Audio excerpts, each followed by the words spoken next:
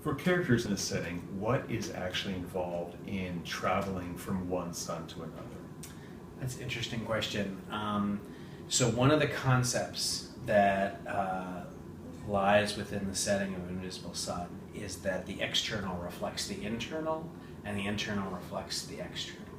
So the Path of Suns is a map of reality, but it is also an internal map, right? It represents like the human soul and spirit. So traveling along the Path of Suns often involves a physical journey, but also an inward one. And so it isn't just a matter of walking. It isn't necessarily a matter of, casting the right spell or whatever, but sometimes requires particular actions in order to sort of transfer yourself to one of the other concepts.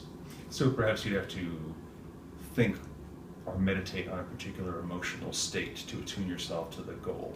Maybe, but oftentimes actions speak as loudly as words, or in this case, meditative thought. So to go to the red realm of destruction, under the red sun, you might literally have to destroy something, maybe even something important to you. So shadow is a realm. Right. Within the actuality. Are they separate places, or are they something that Vizsla might actually be inhabiting at the same time? That's an interesting question. Invisible Sun assumes that there are lots of, for lack of a better term, I'm going to say levels of existence. And so each one of the suns is its own place. And so it's not like you exist in shadow and in the actuality, or rather, in say indigo, at the same time. I made the mistake there myself of the shadow is a part of the actuality. It's just that the actuality is so much more than just shadow. But you don't necessarily exist, like say in the gray and in indigo at the same time, but that map, the Path of Suns, is actually sort of only the beginning. It is only sort of the very basics when it comes to mapping the reality of the actuality. And so there are more levels than what it would first appear.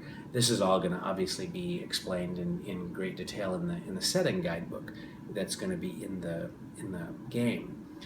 But there are so many different levels of reality, some of which we might be existing in at the same time, that really advanced Vizsla might be able to meet and interact with other versions of themselves.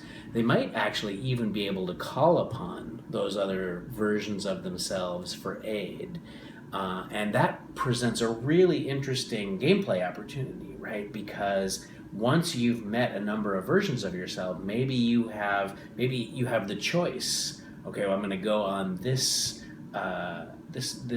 quest or this adventure or this story, and I'm going to actually choose to call upon this much tougher version of myself, right? This much more physical version of myself, and use that character for this particular adventure. But this is something that is sort of a very advanced version of the game.